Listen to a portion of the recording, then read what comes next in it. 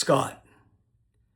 In the last few of her 97 years, it became more difficult to glean meaning from her pronunciation of my name. Did she drop the T sound because she was dehydrated or out of breath? The T sound at the end of my name is called a stop T. The air is stopped in the throat instead of being fully released, causing the briefest of pauses. Maybe the very air in her lungs understood the urgency of what she must say to me and refused to be bogged down by such phonetic delays. I think she often dropped the T sound to alert and prepare me, because what she had to say held such profound ramifications for all involved. All involved often being all who live on this planet, and it would simply be traitorous to mankind to waste time on one more sound. Scott. Sometimes she over-enunciated the T sound at the end of my name, so I could hear the moisture of her tongue pressing against the gums in the back of her upper teeth. She was dehydrated, but what else? It wouldn't matter as long as I have my phone in hand, ready for me to pretend I just received an urgent call. Sometimes I'd pretend to ignore a call and let her begin. Once I knew she was okay, and it wasn't her asking if I got more psyllium husk because she's down to only a 3-month supply.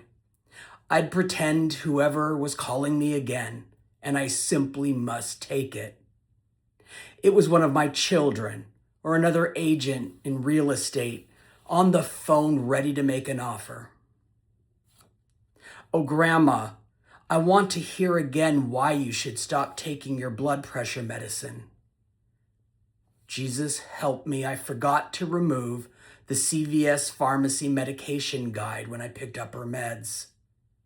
And somehow, despite having glaucoma and macular degeneration in both eyes, she is able to read the size 6 font on page 17 that says 0.04% of people with severe kidney disease had mild constipation when taking 3 times the dosage she's on.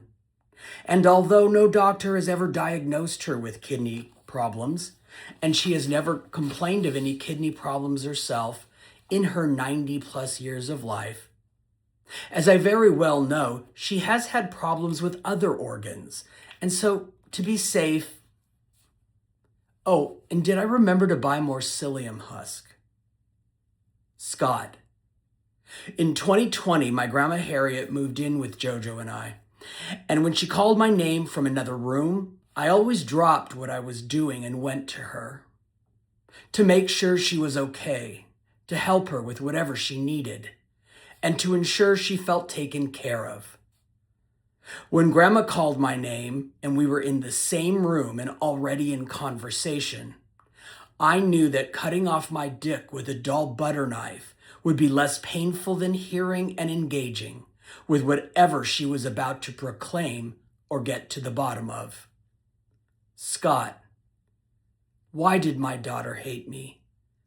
I know Sherry never forgave me for ignoring her that time she was 11 and told me her dad touched her inappropriately, but Scott, I volunteered as den mother for your mom's Girl Scout troop when she was young.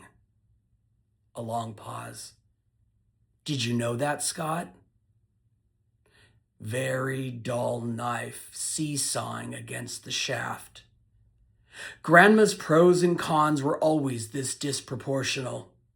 I never got the sense she realized she was a better witness for the prosecution.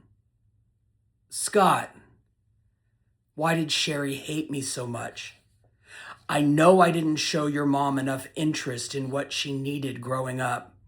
But remember, Scott, when you and Sean were little, I bought her the used Chevy Duster. Slowly seesawing through the shaft, unwashed and previously used to stir battery acid.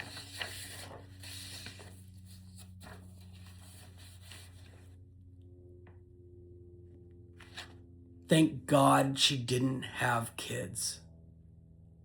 Sometimes I'll think about my bio mom or Grandma Harriet and genuinely forget they did in fact reproduce and raise children.